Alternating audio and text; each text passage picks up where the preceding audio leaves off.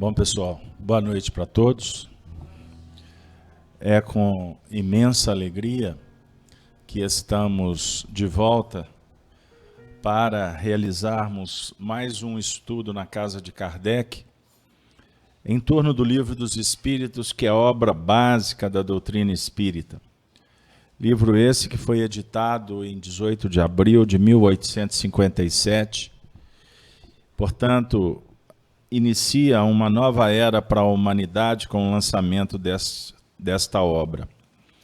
Nós estamos aqui abraçando a todos que estão em casa, os web amigos, como também os companheiros que fomentam a audiência da Rede Amigo Espírita, da Casa de Kardec, da Rádio Brasil Espírita de Maceió, que todos possamos formar uma só corrente do bem nesta noite e que a espiritualidade nos ofereça aqueles elementos que tanto necessitamos para o nosso engrandecimento espiritual. Então sejam todos bem-vindos.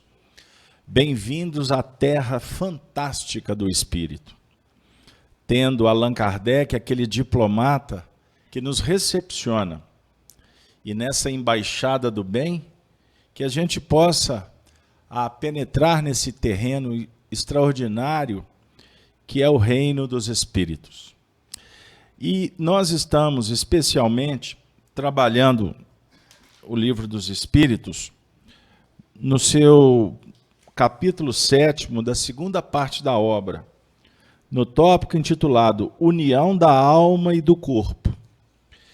E hoje nós vamos dar prosseguimento ao tema da semana passada, que foi intitulado Liberdade e Autonomia. Hoje, vida animal, vegetal e espiritual.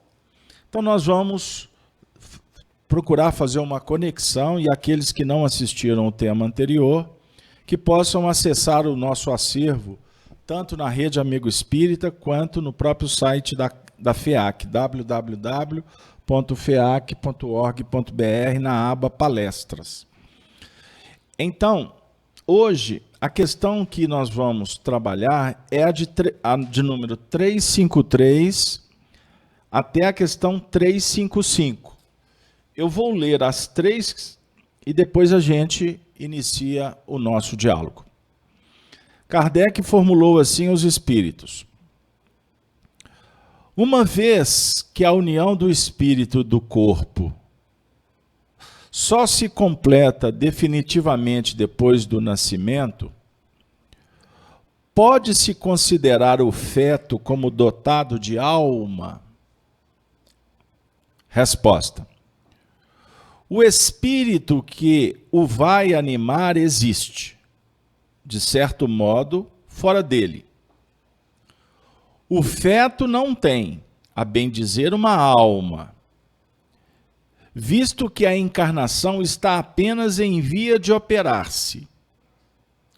Acha-se, no entanto, ligado à alma que virá a possuir.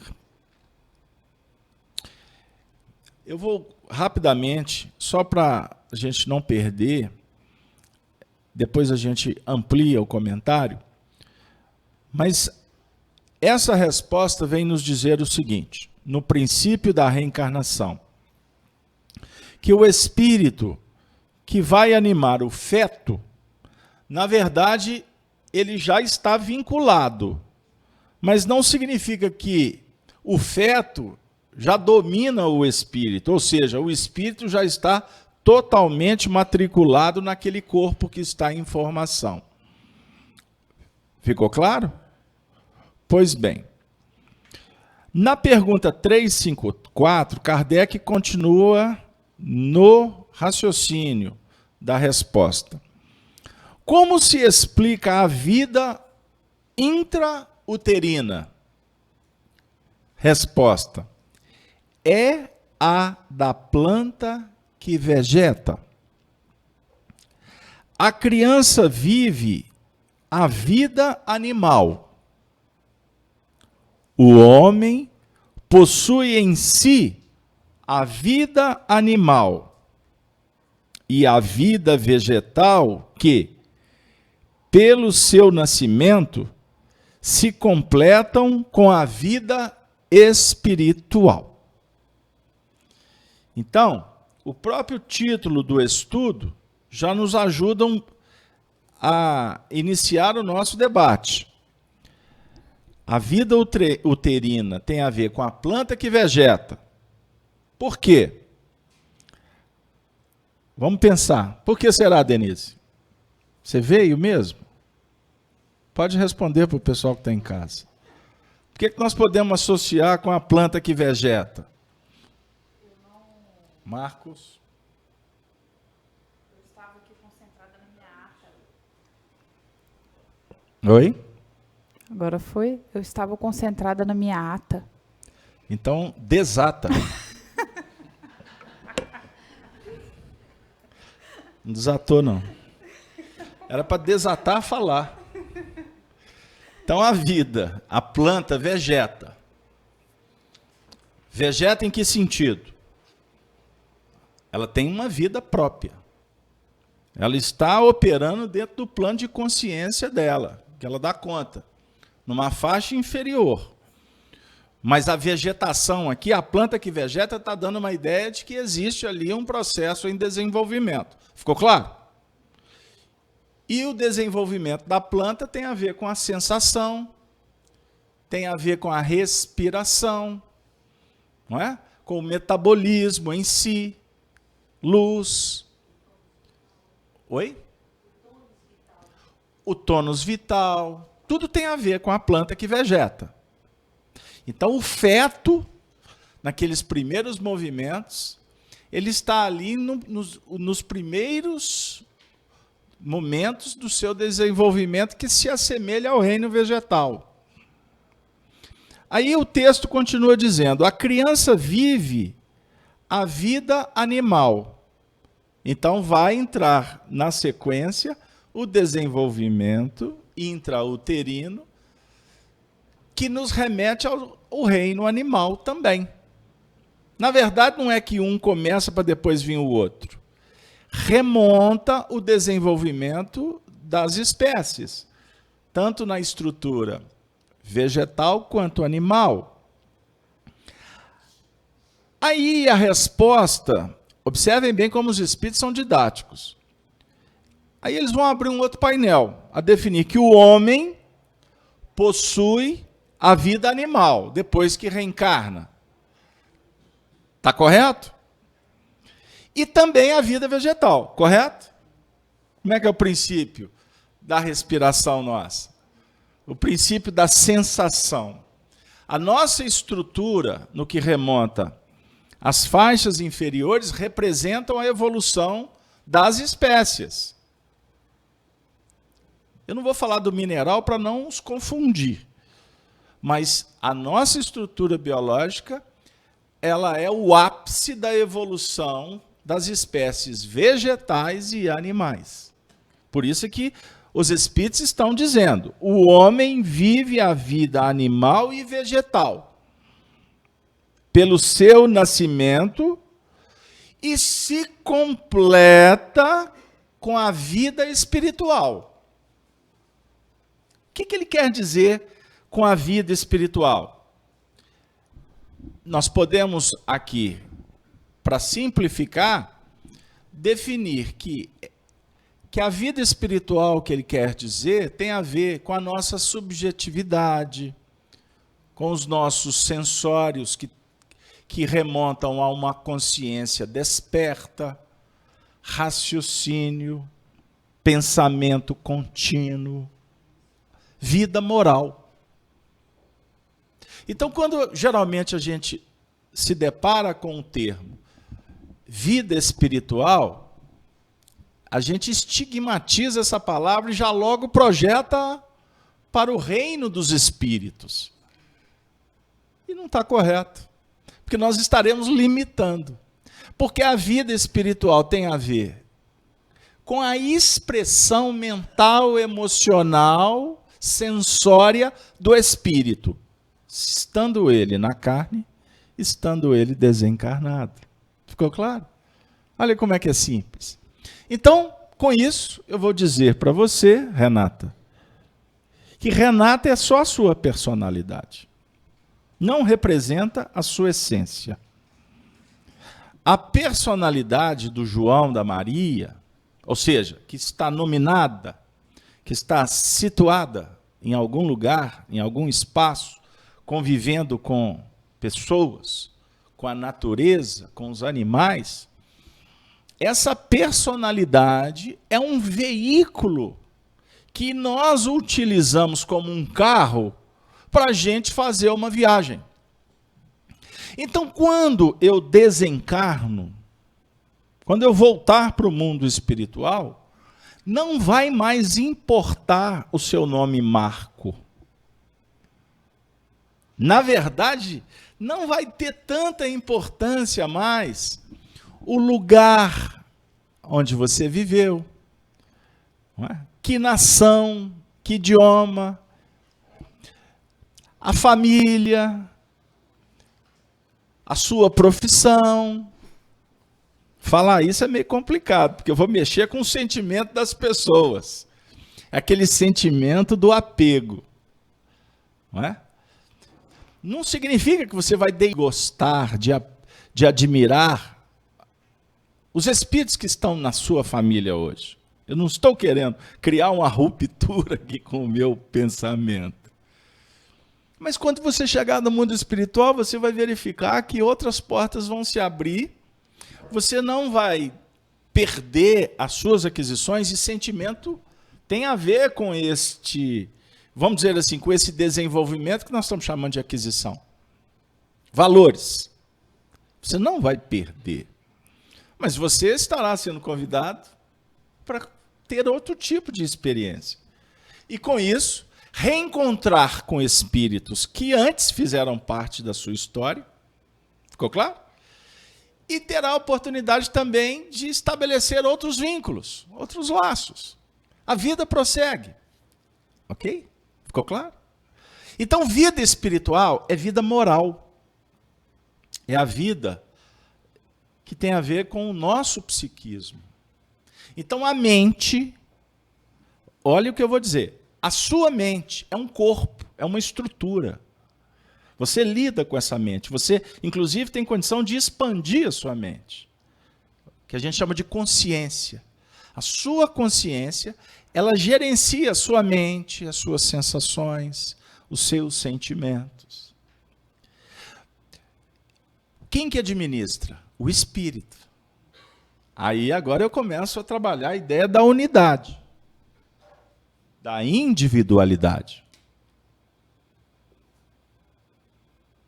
Pitágoras trabalhou a ideia de que o número 1 representa essa unidade. O número 1 representa a individualidade espiritual. Tanto que ele dizia que a matemática, um dia, seria aplicada na essência do ser, como um mecanismo simbólico de entendimento quanto a valores. Valores morais, valores espirituais, valores psicológicos, valores emocionais. Ficou claro aí, gente? Ficou confuso? Muito filosófico? Deu para entender? Então você é um indivíduo. Tá, espírito. Este espírito, ele vem frequentando os reinos que simbolicamente nós vamos falar do mineral, do vegetal, do animal, e hoje nós atingimos a fase humana. Somos homens. O que nos diferencia dos animais? Razão e sentimentos elevados. Os animais, por exemplo, mais próximos do homem, nos dão recursos didáticos para entender melhor essa ideia.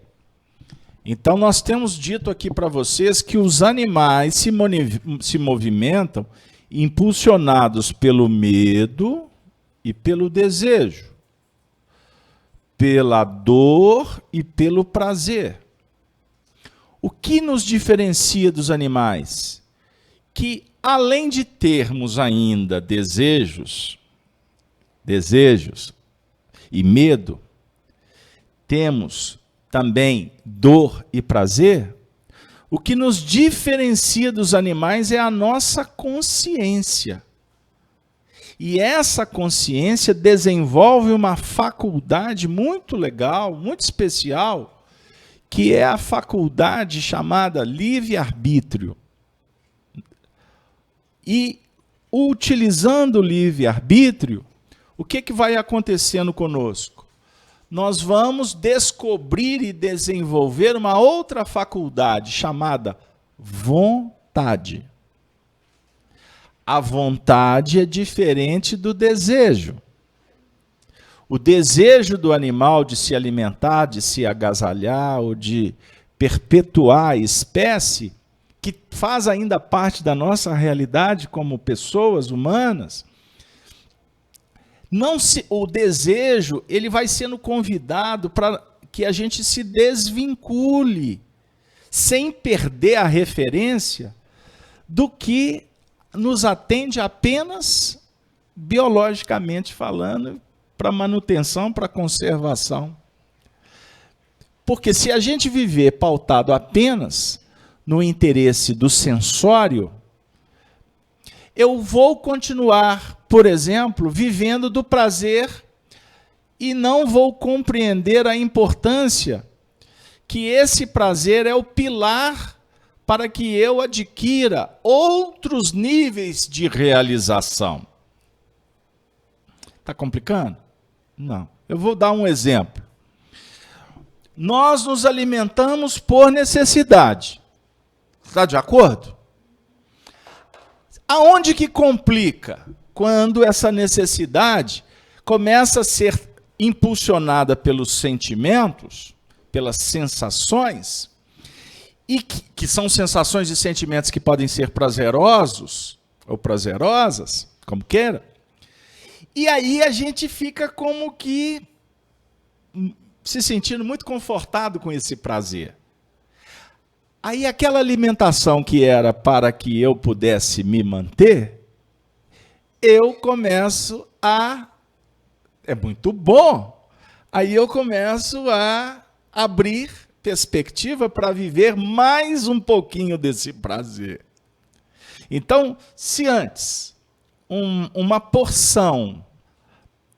Posso falar? Vocês jantaram? É ruim falar isso nesse horário, porque o indivíduo chegou do serviço, eu não sei se ele jantou. E se eu falar isso, eu acabo com a noite dele. Não, eu vou falar então, dona Nilson. A senhora faça pressa e fica vigilante. Você poderia se manter com uma porçãozinha de arroz. Nós estamos em Minas, viu? Tem que avisar para a turma da Europa aí. Um arrozinho. E em Minas Gerais não dá para ter um arrozinho sem feijão, né? Dá? Puxa vida, hein? Um arrozinho, uma porçãozinha de arroz, uma porçãozinha de feijão, não é? Aí você tem lá um amido lá a mais que você coloca, uma batatinha, né? Um macarrãozinho, coloca um ingrediente lá. Seria suficiente para você se manter. Ah, mas aquele dia você pôs uma dosinha a mais de cebola, torrou o alho, sabe? Quando torra o alho bem. Aí o indivíduo ainda sofisticou, coloca um bacon, sabe? Para incrementar o sabor, sobe aquele cheiro. Aquela porçãozinha não vai ficar.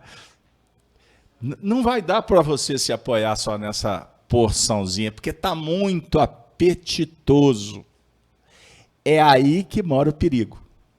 Porque aí você, ao invés de utilizar o desejo, que tem a ver com o sensório, o desejo tem a ver com a necessidade, com a fome, com a preservação, ok? Então é um desejo positivo.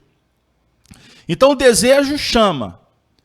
Aí a ideia plasma. Aí vai vir a atitude, a palavra e a ação. Nesse momento, você tem que utilizar um ingrediente que o animal não usa. Um V maiúsculo chamado vontade. Essa vontade é que vai dizer para o desejo assim, menos. Agora, se a vontade ficar sentada no berço esplêndido, o desejo fala acima e vira paixão.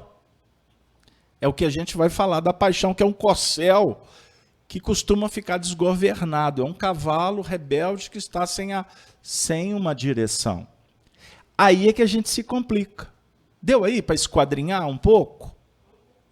Então tem lá, você tem um animal, né? Eu tenho falado muito dos animais. Eu acho que vou receber até uma medalha, honra ao mérito, pelas instituições que preservam os animais, porque eu tenho um carinho todo com eles, né? Todo com os animais. A gente só aperta o parafuso dos donos dos animais, porque fazem dos animais deuses. Não é?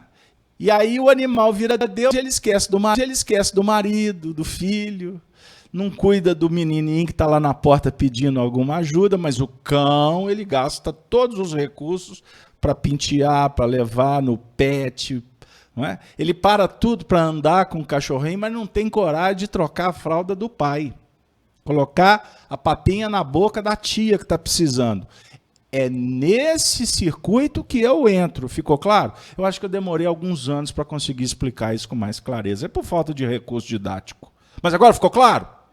Porque eu recebi um e-mail de uma companheira que tem 3 na casa e ficou brava comigo, porque os cães são os deuses. Eu falei assim, continua sendo, mas abre então espaço também para cuidar da sua família que pode estar precisando de você.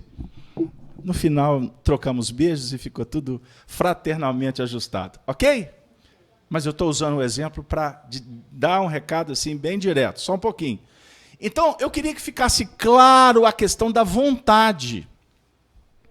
O fator vontade é um ato consciente, deliberadamente, que vai funcionar para organizar e você agir pensando diferente.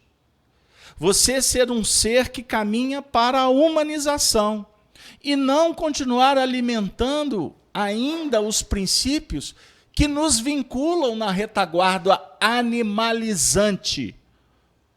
Porque o animal representa para nós, quando não administrado, o ego inferior, o eu inferior. Aí eu me mantenho em faixas, em vibrações, lidando com energias de baixa frequência sem necessidade. Por isso é que a gente acaba vindo para o centro, pedir ajuda, um passe, a oração para ver se... porque, na verdade, isto é um ato importante, terapêutico, mas que seria muito legal se você pudesse não trabalhar apagando o incêndio, que você passasse a cuidar disso de uma forma profilática. Então, deixar de operar conduzido pelo desejo que nos vincula lá atrás, naquela bolha que a gente alimenta, é um ato consciente de dever.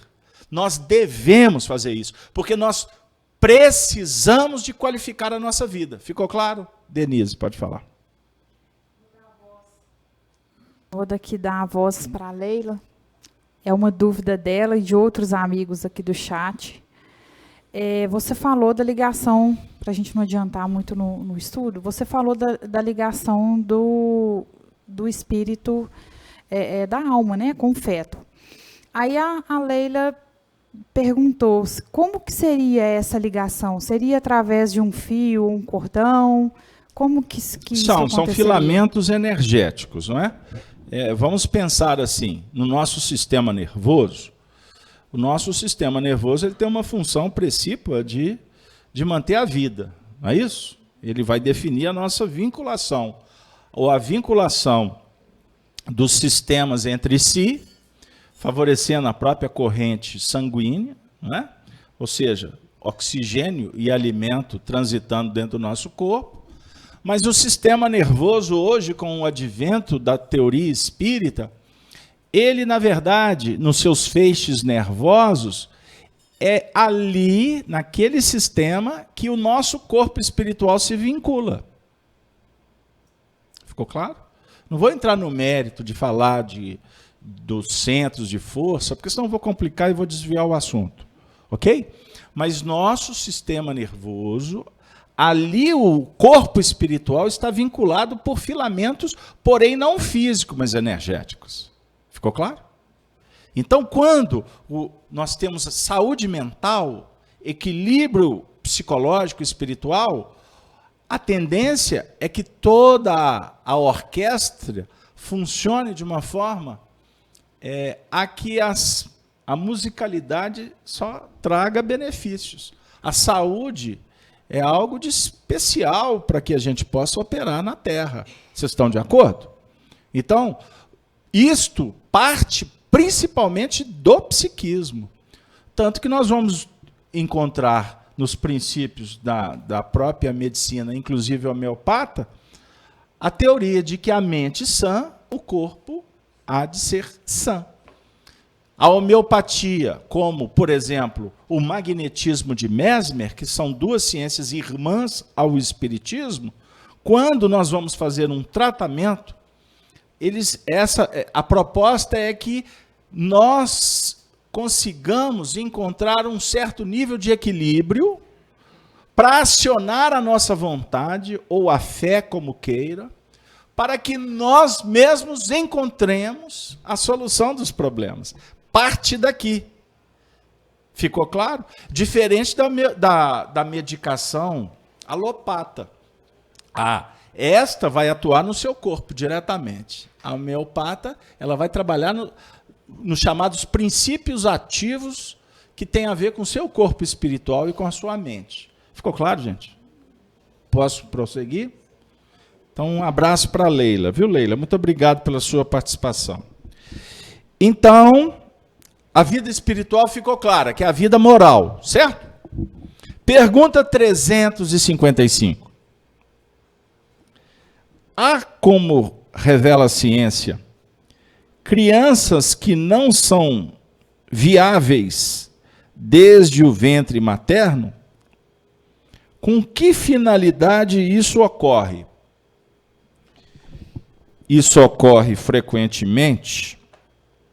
Deus o permite como prova, seja para os pais, seja para o espírito designado a encarnar. Vou pôr a 356. Eu vou ler a 356 porque ela vai ajudar nessa 355.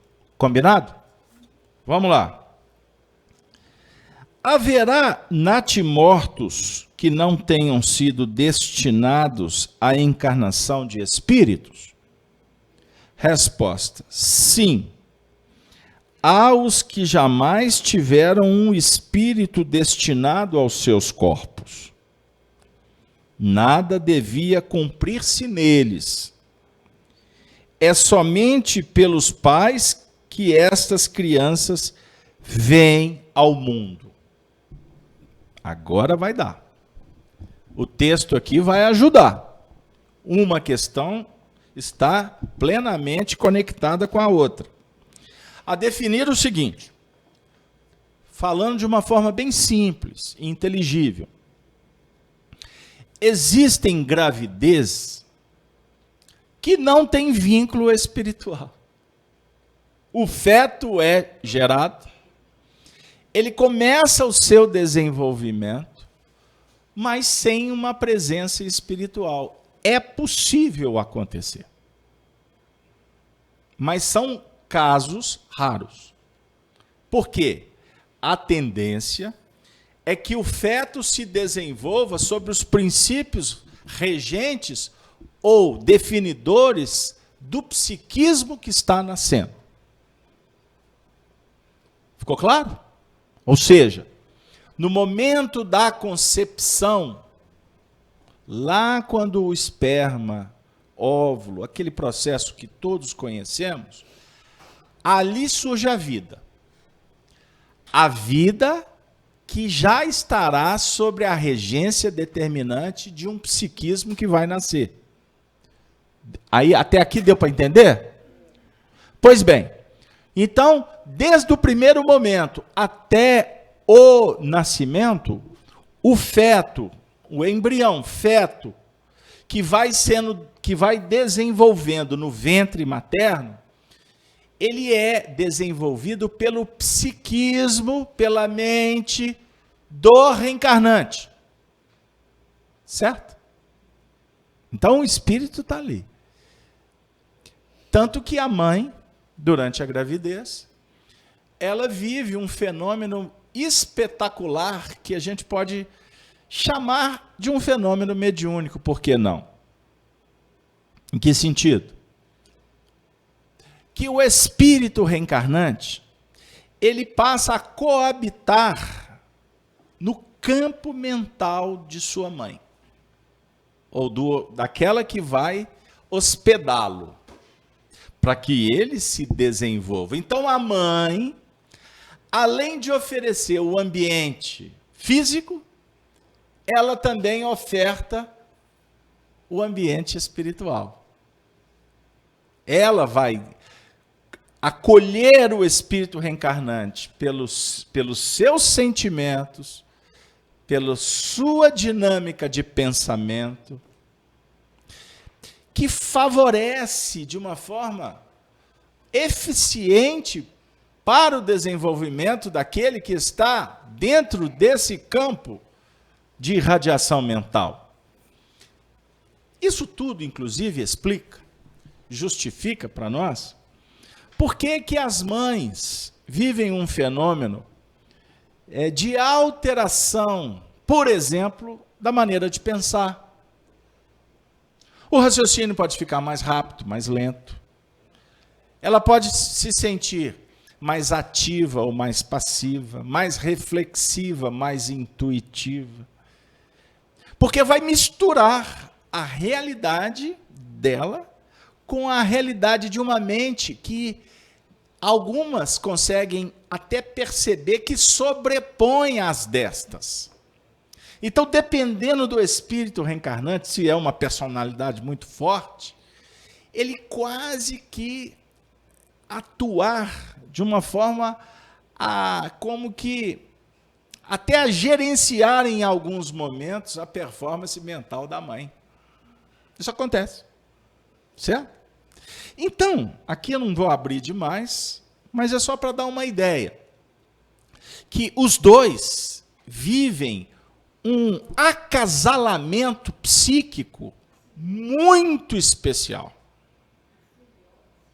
É uma simbiose, porque se há o acasalamento, há a troca, a via de mão dupla. Então, vamos imaginar que é um espírito mais frágil.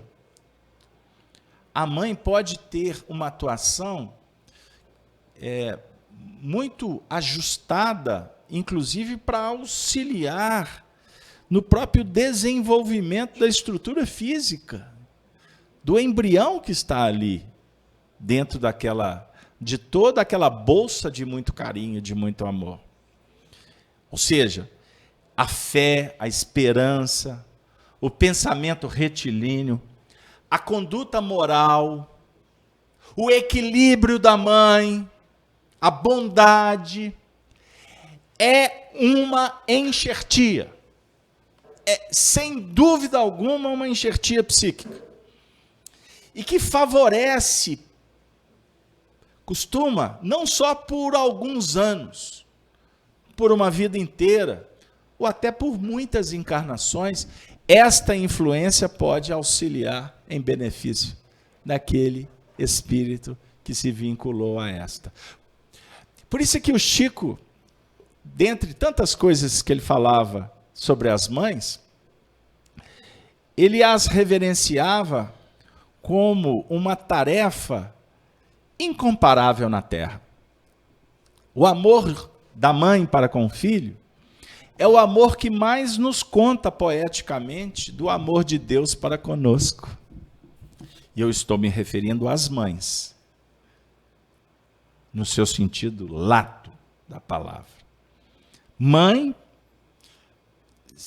é complexo você definir, mas poeticamente nós poderíamos arriscar dizendo que confunde mãe com verdade, confunde a palavra mãe com amor.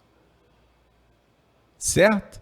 Por mais parcial, por mais humana, por mais passional, por mais apegada, não estou entrando no mérito do comportamento de cada mãe, que obviamente será de acordo com as aquisições com a bagagem espiritual de cada mãe. Eu não estou me referindo aqui àquelas que apenas põem no mundo, que estas não são mães, são parideiras, barrigas de aluguel. Ficou claro? E que em alguns casos repelem,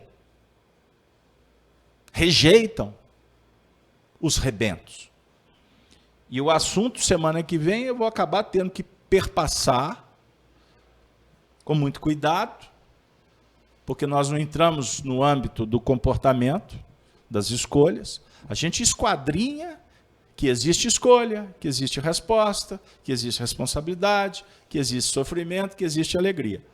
Mas quando entra no mérito da questão, a gente passa meio que assim, do lado, para que cada um tire as suas consequências. Mas pode-se chegar no ato complexo de rejeitar fisicamente aquela criança, que nós conhecemos como aborto. Tema que causa polêmica. Tema que traz dúvida, que traz dor, que traz arrependimento. Mas é um tema que precisa de ser encarado por pessoas que querem compreender as leis da vida. Então nós não podemos fugir do tema. Nós temos que trabalhar. Se temos dificuldade, vamos nos preparar. Mas é necessário pesquisar o assunto para que você desenvolva o seu pensamento, as suas ideias sobre o tema. Agora, o Espiritismo, ele é uma revelação divina que como que ela dialoga com todos os assuntos que têm a ver com a sociedade. O Espiritismo nos dá condições de tirar conclusões sobre alguns temas que a própria ciência ou as religiões tradicionais esbarram em seus limites. Porque o Espiritismo trata do espírito. O Espiritismo esquadrinha para nós a realidade extrasensória, extrafísica, metafísica. O que o microscópio não pega, o telescópio também não. Nenhum equipamento na Terra consegue mensurar a realidade espiritual. Mas no mundo espiritual existem equipamentos que podem a existência dos espíritos. Qual é esse equipamento? Quem quer arriscar?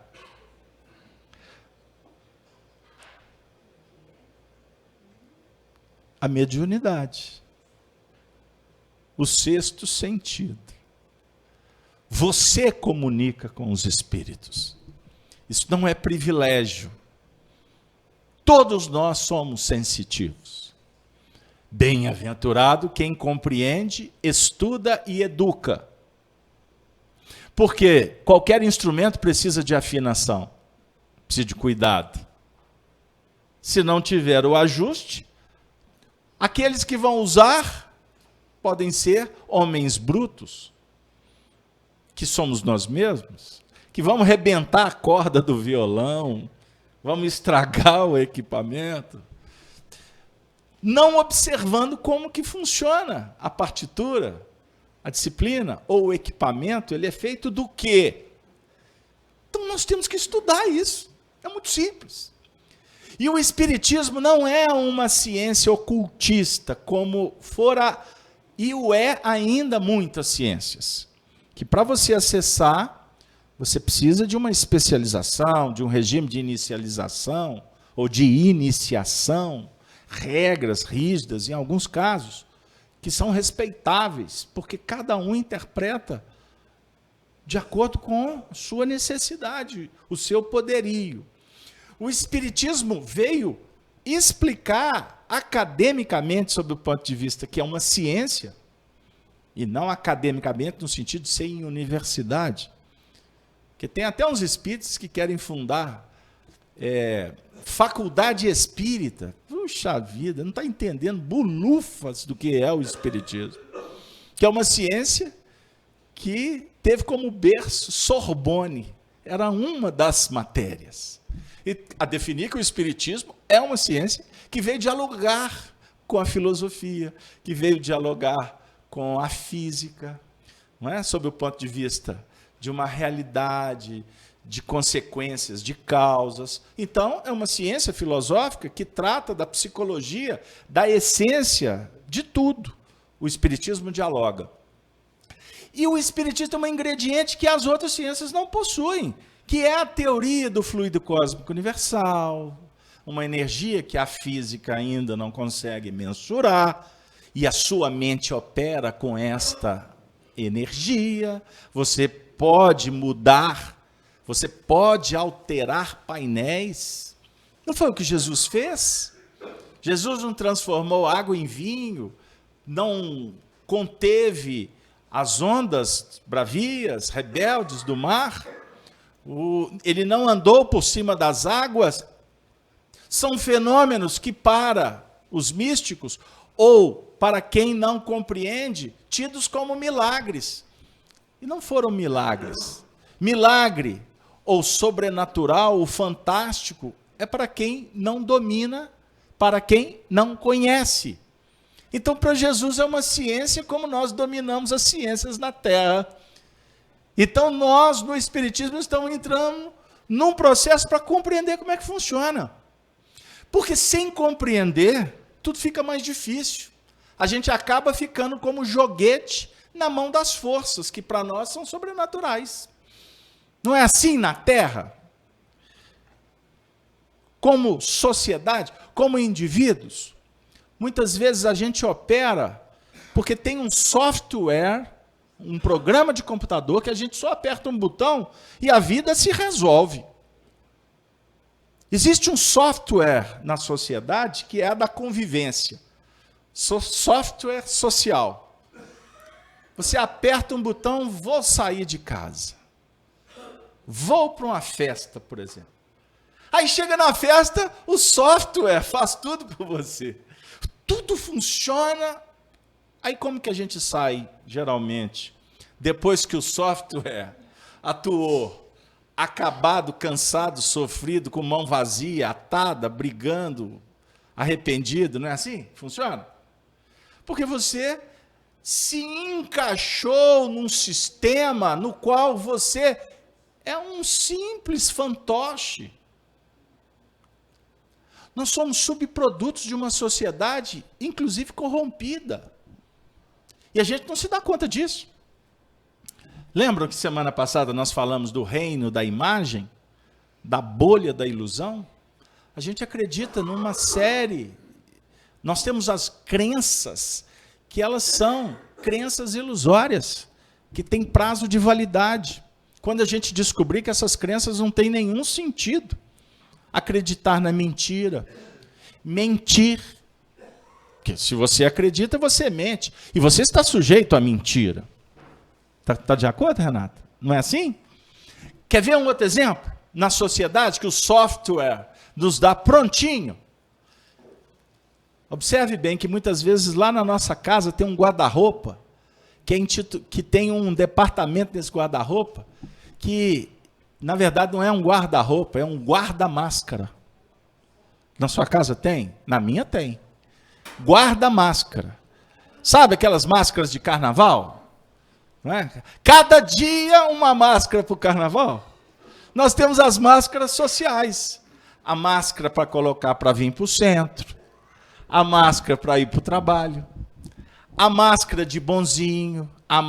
São máscaras que muitas vezes a gente coloca para se inserir no contexto. Ser aceito.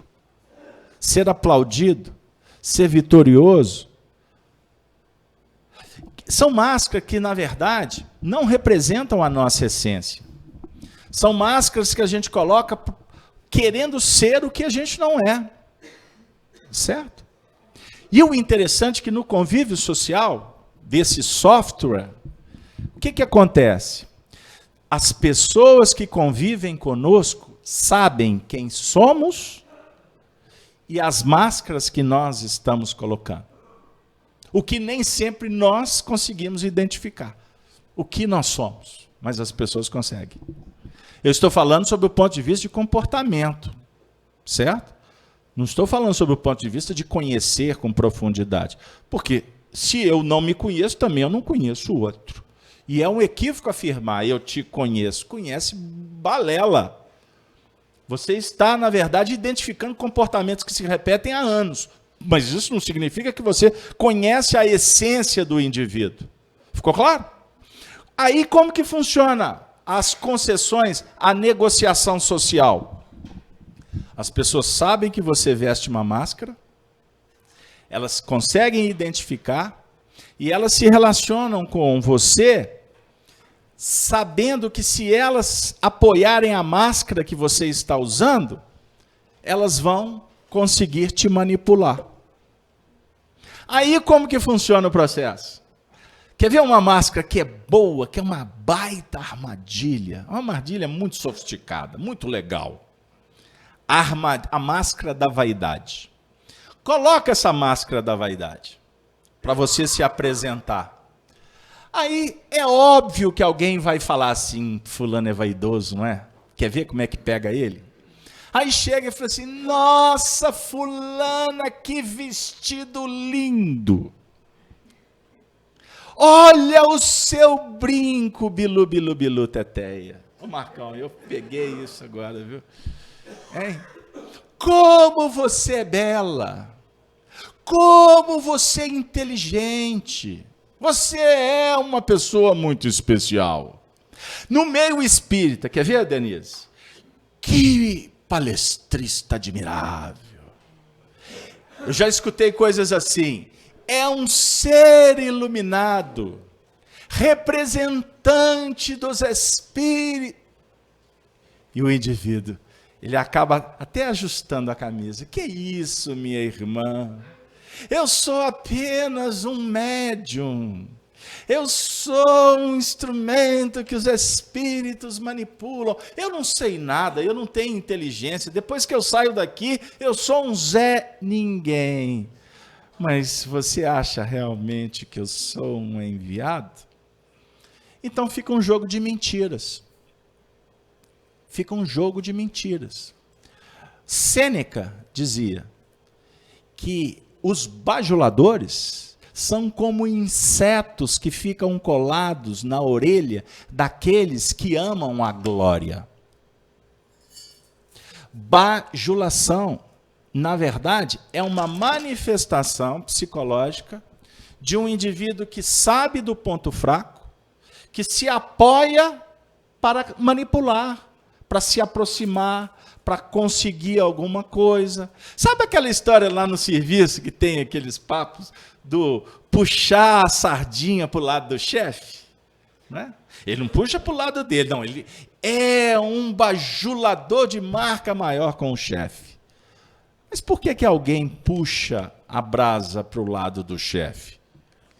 Porque o chefe é aquele que tem o poder, é aquele que distribui oportunidades, promoção, não é?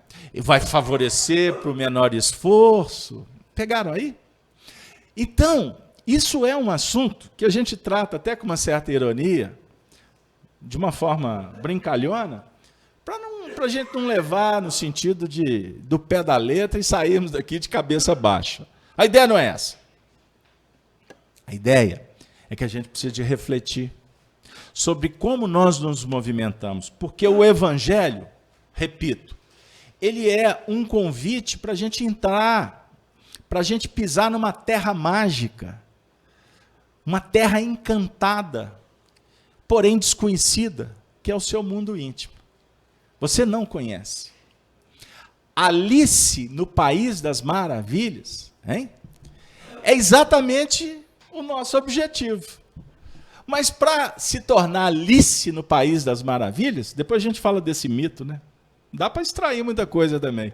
Aliás, como dizia o Honório Abreu, dá para fazer estudo de evolução até com revista do tio Patinhas. Dá liga. É só ter um pouquinho de paciência.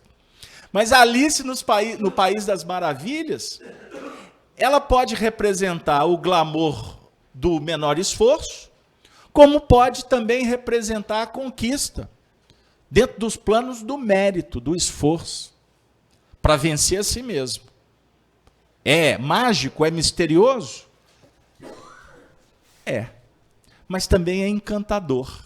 O mistério é encantador, porque o mistério pode nos colocar diante de Deus, do desconhecido. O que é o significado? Ontem nós fizemos um estudo das cartas de Paulo, que eu falei sobre o ocultismo. O que significa o ocultismo?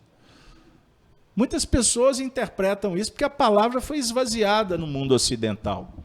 Mas ocultismo significa uma ciência que estuda o que está oculto, para tirar o véu. E para você tirar o véu daquilo que está oculto, você tem que compreender o método. Você tem que se esforçar para isto. E não dá para tergiversar. O Espiritismo é um mistério. E eu posso dizer que é um mistério para a grande parte dos espíritas, que eu me incluo. Porque nós espíritas não conhecemos de verdade a essência, o pensamento teórico de Kardec. A gente fica tateando. Porque a ciência espírita é uma proposta extraordinária, que ela nos coloca olhando para um espelho, para que a gente veja a nossa realidade, e não a do outro.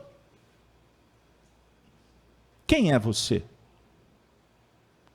Quais são os seus princípios?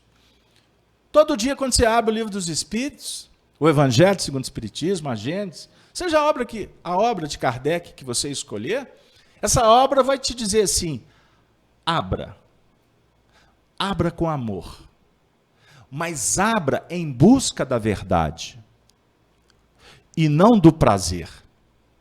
Porque, na verdade, o Espiritismo não vai te dar prazer. Aliás, ele vai te mostrar que o prazer, sobre esse ponto de vista que nós estamos nos referindo, o prazer material, o prazer animal, ele não tem mais sentido. Buscando o prazer nesses termos, você não vai abrir mão, você vai continuar fazendo concessões com esse mundo ilusório, e você não vai se determinar a mudar. Então o Espiritismo é uma proposta de mudança. Nunca você será o mesmo depois de uma reunião espírita, depois de uma leitura de uma obra séria. Você não será o mesmo. E você vai descobrir que existe um universo para ser descoberto. Você se torna um filósofo. Você vai perceber a beleza de perguntar, de querer entender. Isso está na sua mão, se você quiser. Agora, se não, a sua vida vai continuar, com todo o respeito, que eu estou falando da minha também, continuar sendo uma vida comum, vulgar e que tem prazo de validade. Sabe o que os alquimistas medievais falavam? Eu vou brincar até com uma filósofa que é professora, que diz assim: se vocês não gostarem, vocês vão brigar com os alquimistas medievais. Eu não tenho nada com isso. Mas os alquimistas medievais afirmavam que uma grande parte da humanidade são como aquelas plantas com aqueles frutos, na verdade, com frutos que eles não têm o período de amadurecimento. Eles são verdes e depois apodrecem. Alguns frutos são assim. E grande parte da sociedade o é também. O que significa isso? O indivíduo nasce, reencarnou. O feto aqui vingou. Né? Como nós estamos falando aqui do nascimento. Ele nasce, cresce, amadurece no seu sentido físico, envelhece e desencarna. Só que isso não tem a ver com maturidade espiritual. Os ciclos da natureza têm a ver com o que acontece com o nosso corpo biológico. O que nós queremos dizer? Porque você atingiu a idade da velhice, não significa que você está no ápice da maturidade. Não. O tempo da maturidade é diferente do tempo biológico. Com isso, nós podemos tirar algumas conclusões muito básicas e práticas. Você, na Terra, se depara com jovens que têm uma maturidade que os avós não possuem. É ou não é? Como muitas vezes você vê pessoas que sempre apresentaram um grau de maturidade, desde as tenras idades, e que aqueles que conviveram com estes não chegaram nem a compreendê-los. Foram filósofos, mestres que passaram no caminho de muita gente sem serem compreendidos. Deixaram rastros gigantes, porque são gigantes no pensamento e na vivência. Mas as pessoas não estão prontas para compreender o papel deles. Não tenha dúvida de que esses exemplos um dia serão avaliados. Mas há, muitas vezes, que se aguardar até por reencarnações, para que o indivíduo consiga compreender que ele esteve do lado de um apóstolo. E eu falo apóstolo, não estou me referindo ao apostolado religioso. Eu estou falando do apostolado da vida, ficou claro? Porque temos apóstolos na religião, temos apóstolos na ciência, temos apóstolos nas famílias, temos apóstolos na sociedade.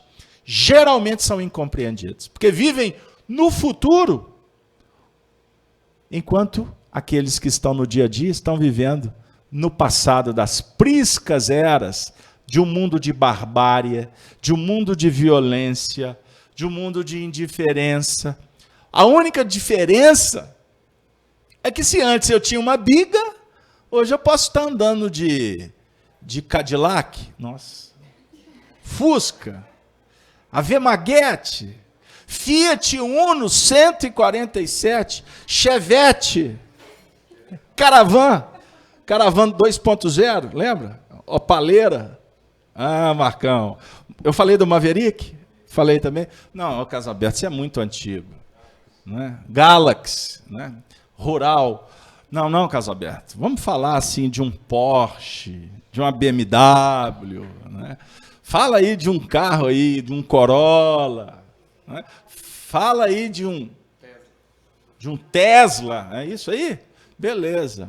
A única diferença é essa, tecnologia. Porque nós estamos matando, igual a gente matava quando andava de biga em Roma. Então a gente fica pensando o seguinte, que tem hora que é preferível andar a pé do que chegar mais rápido no abismo, em função da nossa incompreensão no que remonta às leis da vida. Nós não estamos aqui, Renata, para brincar. Nós estamos aqui numa reunião como essa, porque estamos, primeiro, sendo abraçados com muito amor pelos Espíritos. Porque eles nos acolhem apostando na gente. Eles estão dando tudo. Todos os créditos, no sentido de abrir a porta, de nos dar o livro, de dar o passe, de dar um clima, de dar amizade, de oferecer para nós um cantinho que você entra aqui e se sente seguro, se sente bem. Porque aqui você não está preocupado se tem alguém olhando, se você tem dinheiro ou não tem, se sua calça está furada, se você está com perfume. Ninguém aqui está preocupado com isso. Porque, aliás, se tiver, não estará compreendendo o que veio fazer. Numa casa de oração, numa casa de estudo, sob o ponto de vista cristão. Nós não estamos aqui para defender ideias. Nós estamos aqui para levantar questões, para que cada um tire as suas próprias conclusões. Porque agora eu vou dizer o seguinte, que se existe o software da vida, que a gente está acostumado só a apertar o play e tudo acontecer ao nosso benefício, o Espiritismo não é um software. O Espiritismo não é um programa de computador, que basta você conhecer o manual de operação. O Espiritismo, na verdade, ele pode nos dar condições, inclusive de colocar máscaras e sermos bem-sucedidos aqui dentro. Quer um exemplo? O indivíduo é mal sucedido na sociedade, ele entra para o Espiritismo e vira um Deus. Ele coloca uma máscara, decora livros, como se eu pudesse, e se quisesse, fazer um curso de culinária, decorar todas as receitas do mundo e me tornar aí um chefe de cozinha, sem nunca ter colocado a mão na massa. Isso é possível? É. Em todos os setores da sociedade. Decora. Seja um intelectual. Passa um verniz que você pode, daqui a pouco, se falar bem, se tiver carisma, ser até referência global. Holofote, youtuber. Você pode ser tudo isso, se você quiser. E o espiritismo também tem muito espaço para isso. Mas eu pergunto para vocês, vale a pena investir na casca? Vale continuar mentindo para si mesmo? Então nós não estamos aqui no espiritismo para passar verniz e querer criar uma imagem que vai atender a minha vaidade. Não, não. Nós estamos aqui porque eu preciso de olhar, de compreender as minhas mazelas.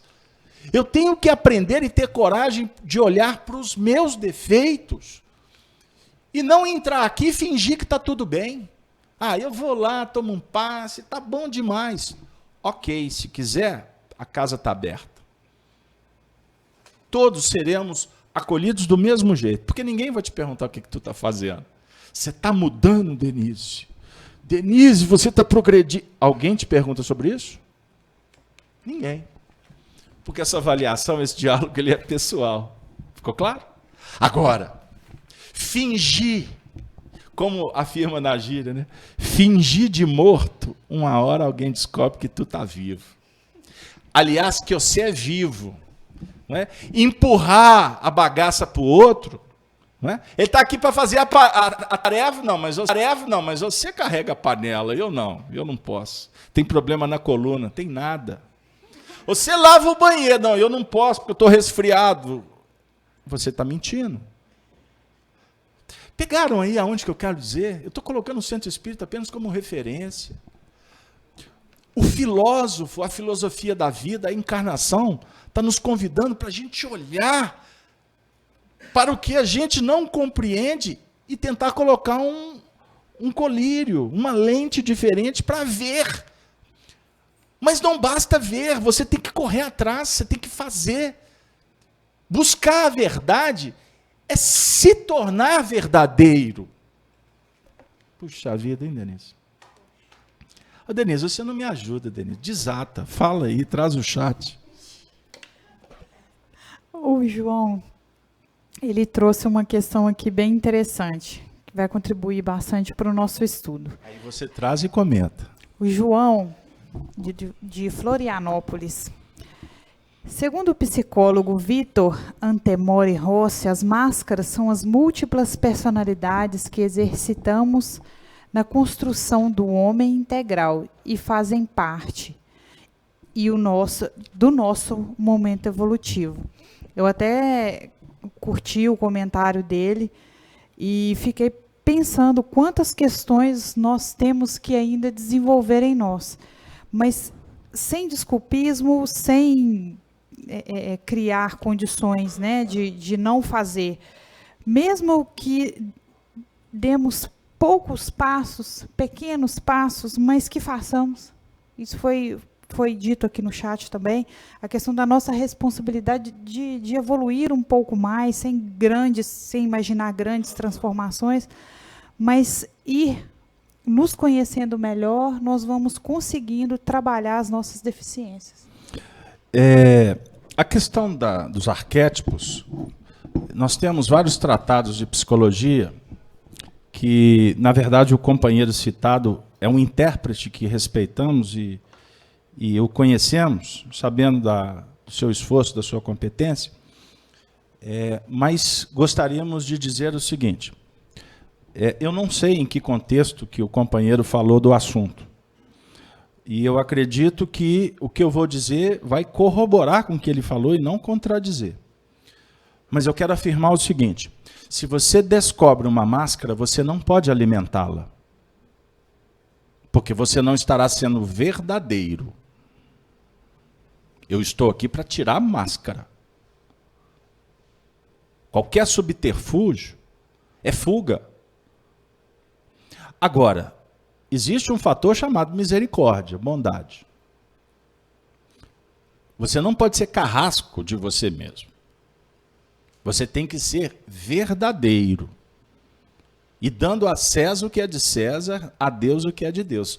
Ou seja, usando uma linguagem platônica, você tem que agir com justiça. Justiça, a definição de Platão é colocar as coisas no seu lugar. Certo? Então tem momentos que você faz concessões num relacionamento. Vamos dizer assim. Vamos pegar esse exemplo. Você lá com seu marido, com seu irmão, com o seu par. Que nós temos muitos pares. E é assim que funciona. Relação é por par, não é por tríade.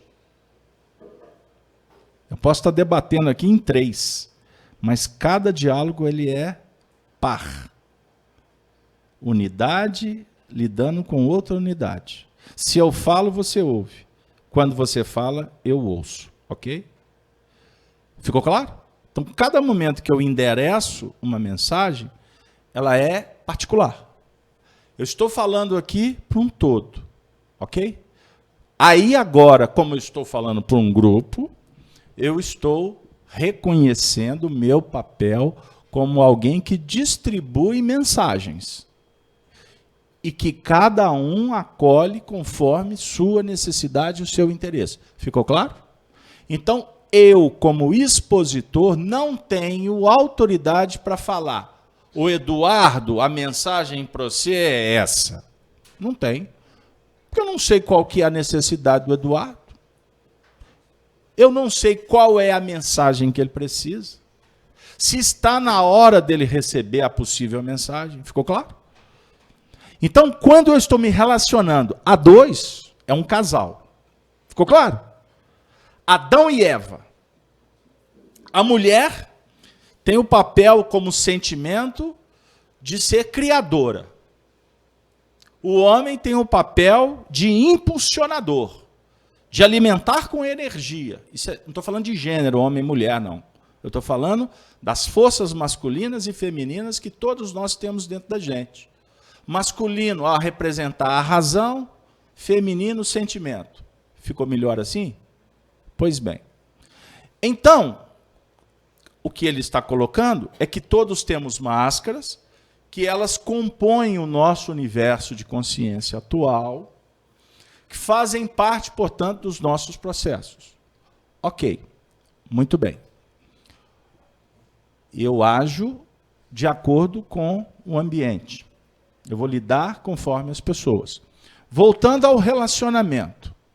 Lá na sua casa, a sua esposa diz assim, não mexa na minha gaveta. É o direito dela. Concorda? Ela pode falar isso? Pode. Se você for mexer na gaveta dela, sendo que ela definiu que você não deve mexer na gaveta dela, você estará violando o espaço dela. Que é um direito. Não necessariamente justo. Porque o que tem naquela gaveta é de utilidade de todos que moram ali. Ok? Então, a cada um, segundo as suas obras, o seu direito. Mas em função de um bom relacionamento, você diz assim, para você mesmo, ok, não mexo na sua gaveta. Porque assim nós vamos conviver bem. Certo?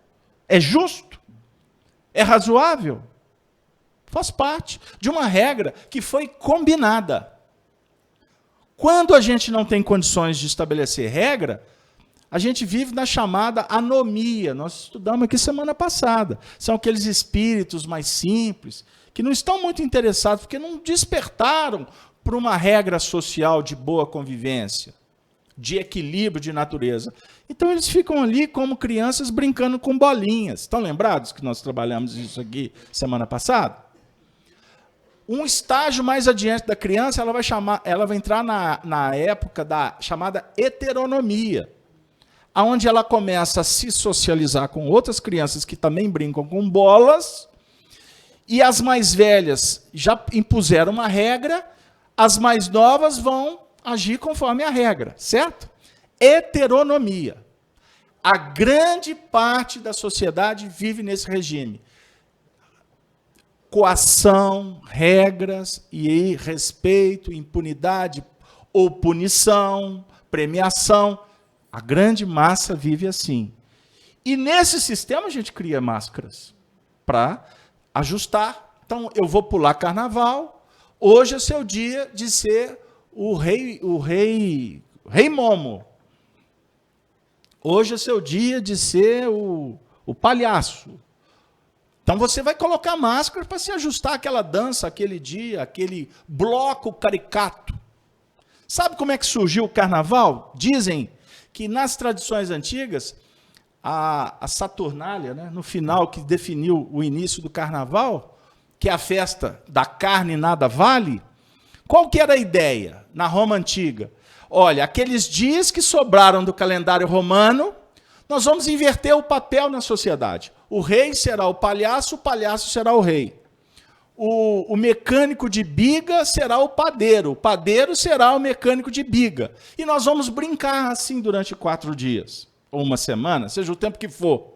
O que virava a cidade? Um caos. Mas todo mundo muito feliz com a brincadeira. Mas ao terminar a festa, tudo tinha que voltar ao normal. Porque senão a cidade não ia produzir, estabeleceria anarquia, confusão, falta de alimento, distorções de todos os valores. Ok? Então, quando a gente fala de máscara, a gente tem que entender que tem momentos que se utiliza a máscara para uma concessão, uma negociação social. Mas lá dentro da sua casa, voltando, você combinou, a regra é essa. Você não vai colocar uma máscara dizendo, mas só de vez em quando que eu vou. Porque você estará violando uma regra. Certo? Agora, uma outra coisa é num relacionamento, os valores morais serem negociados. Aquele que está buscando a verdade, ele não faz concessão com questões morais. Vou fingir que está tudo bem. Vou passar a mão na cabeça. Quer um exemplo? O filho bate o carro. Aí chega o pai, o menino telefona. Chega o pai lá no acidente e fala assim, olha, independente do que aconteceu aqui, o meu filho tem razão. Nós não estaremos discutindo sobre o ponto de vista da verdade.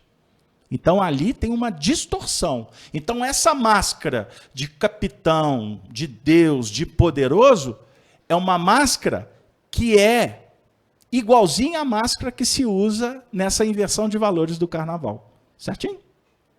É diferente quando o pai que chegou para socorrer o filho no acidente, e ele levanta o dedo e diz assim, independente de ser o meu filho, eu quero que estabeleça a justiça.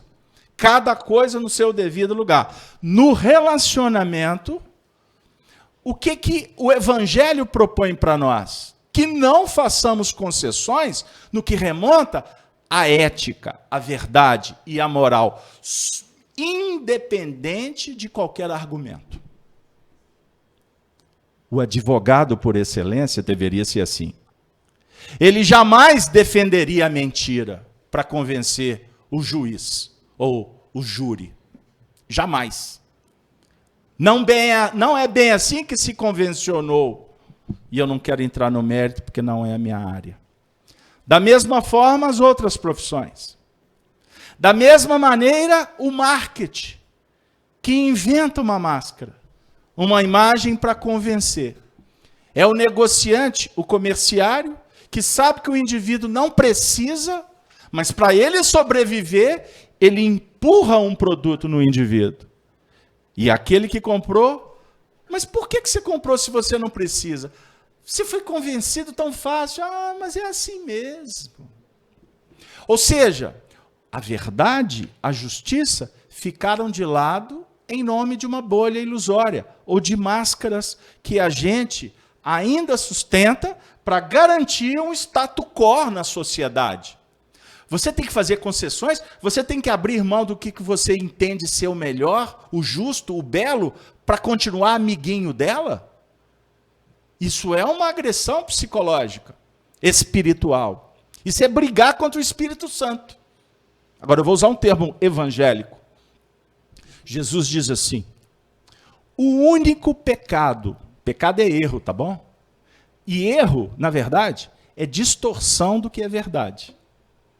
Eu posso estar vendo errado.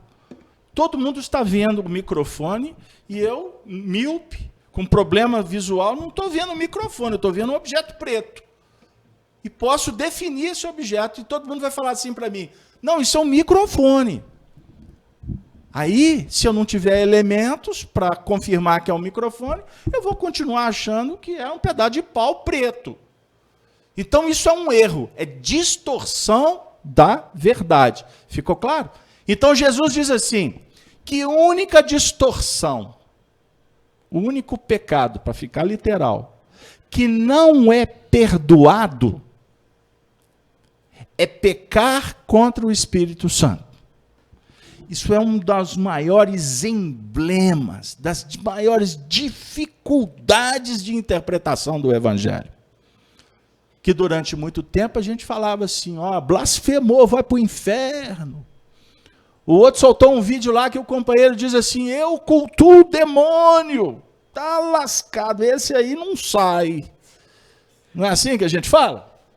Está nas profundezas, ardendo no mármore do inferno. Porque ele falou que ele é amante do diabo.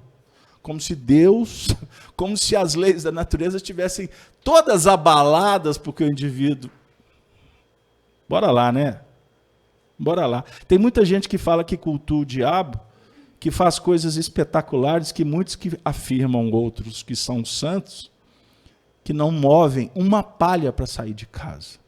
Este que cultua o diabo, que faz o bem, ele está muito mais com Deus do que aquele que vive fazendo discurso por aí e comovendo muitas vezes até multidão. Então vamos voltar dizendo o seguinte, o que é pecar contra o Espírito Santo? O que é o Espírito Santo? Vocês lembram das tradições espíritas, da teoria da escala espírita? A sua essência espiritual é pura. Eu falei isso aqui, fui indagado durante a semana. Uma pessoa me procurou para me esclarecer. Aí, você lembra? É para esclarecer, esclarecerei. Lembra do comediante? Então vamos esclarecer. A definir o seguinte, o que é o Espírito Santo? É o Espírito puro, é a sua essência. A sua essência é imaculada.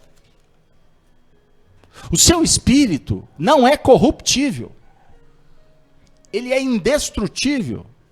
Ele é imortal. Ele tem a perfectibilidade. Ele tem todos os potenciais virtuosos a serem desenvolvidos. Portanto, ele é puro. O que não é puro? Aquilo que ficou impuro, né, Casalberto? Ato ou efeito de sujidade. Hein, Dora? Pois é, a definição, né? Ato ou efeito de jogar na lama. O que não é puro, gente? São as imperfeições que a gente desenvolve. Deformações de caráter. Se você escolher um hábito e investir nele pela sua vontade, ele amanhã vai se tornar um vício. Ele cristaliza. E o vício define o caráter. E a equação resultante é o caráter aponta o destino. Existe destino, então? Sim. Porque o vício estabeleceu o destino. Então, como é que você vai mudar isso? Dá para purificar? Dá. Você vai ter que fazer o movimento contrário. Se instaurou o hábito, você vai ter que substituir esse hábito por um outro hábito. Se o hábito que corrompe o seu caráter, ele é danoso, adquira um hábito que seja elevado. Não brigue com você mesmo. Não resistais ao mal, porque a corda vai arrebentar e para o lado mais fraco. Porque daqui a pouco você fala assim, é mesmo, deixa para lá. Não. Substitua o que é mal, porque, diga-se de passagem, antes não era mal. Agora que ficou mal. Por que ficou mal? Porque você descobriu algo que é mais valoroso. A sua consciência se ampliou. E aí você vira e fala assim, para que eu vou usar máscara para conversar com o Eduardo? Por que outra máscara para tratar com a Denise? Eu estou negociando comigo mesmo? Eu estou fazendo concessão em nome do prazer? Então, eu não sei o contexto que o companheiro falou que a gente tem que se apoiar nas máscaras. E eu acredito que ele não quis dizer isso. Mas com Jesus, com o Espiritismo, eu quero dizer para vocês que o que vai mudar é quando acionarmos a vontade. E ela é capaz de mudar. Sim. Então não conspurque a sua consciência. Isto é pecar contra o Espírito Santo. Se você já descobriu, significa que está na hora. Ficou claro? Postergar, negociar, deixar para depois é fazer concessão. Você está pecando contra a verdade. Você está distorcendo a verdade por puro interesse pessoal, egoísta. Ou então, uma palavra complexa que eu vou trazer aqui para vocês pensarem durante a semana inteira. Para atender o interesse emocional. O que é um interesse emocional? Você ficar na zona de conforto. Aí você cede, você se corrompe. Para ser aplaudido, eu tenho que vestir aquela roupa, eu tenho que ter aquela atitude, eu tenho que frequentar determinados ambientes, eu tenho que... E isso te faz mal? Como assim? Para mim ser filha, eu tenho que ser mentirosa com minha mãe? Para conviver bem com o marido, com a esposa? Aí você vai fazendo concessões que vão te agredindo moralmente? Esse assunto precisa de ser revisto. Porque a gente pode estar empurrando a vida com a barriga. A gente pode estar alimentando uma bolha que uma hora ela vai explodir. Por falta de coragem de dizer a verdade, de conviver com a verdade. Mesmo que seja com o silêncio.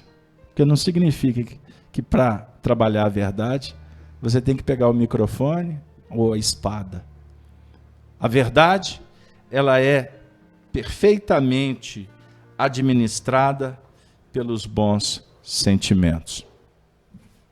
Nós vamos encerrar a nossa noite trazendo uma poesia de Maria Dolores, através da mediunidade de Chico Xavier, quando ela diz assim, num texto intitulado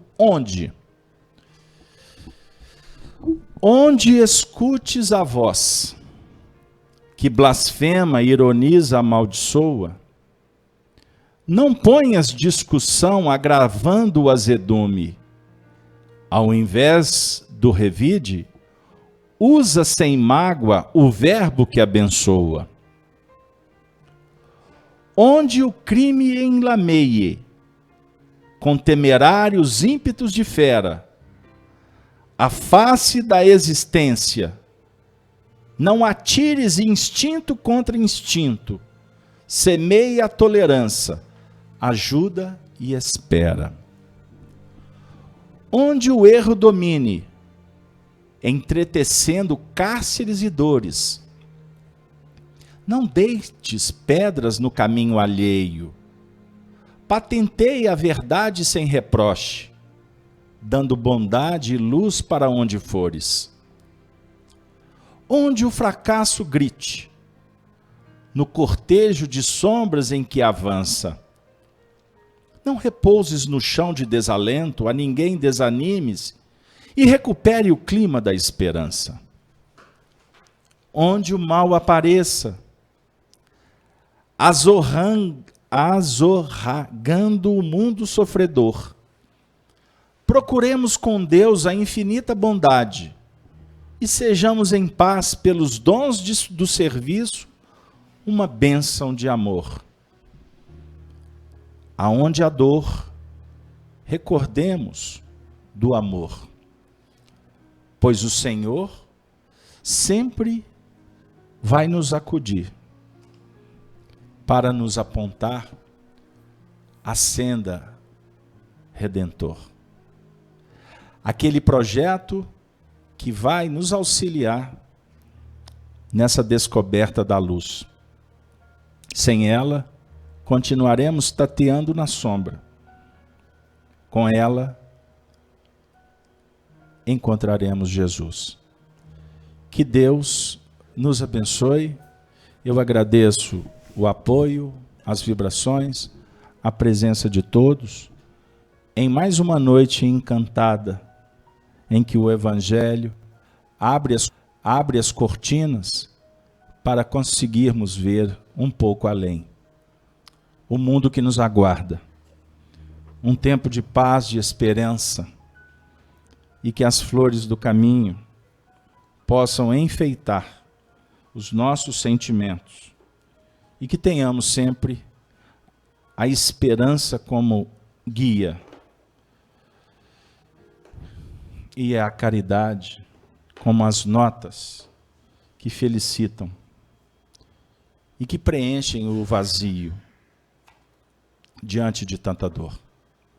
Até a próxima semana ou amanhã, quando estaremos transmitindo o programa Chico Live Xavier.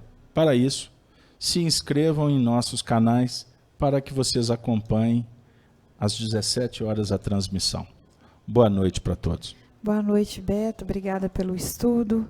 Obrigada, amigos, pela presença, assim como os nossos amigos que nos acompanharam do chat, através do chat. Nosso carinho por estarem sempre conosco. Eu convido o Eduardo para que faça a prece final para todos nós. E logo após a prece eu tenho um recadinho rápido. Obrigada, Eduardo. Jesus Cristo, Senhor de tudo e de todos nós, Supremo Instrutor do nosso planeta Terra, neste momento, rogamos que a vossa luz germine no coração, na alma de cada um de nós, o sentimento, a realidade do amor incondicional, do amor no qual nós podemos sentir a irmandade entre todos. Boa noite.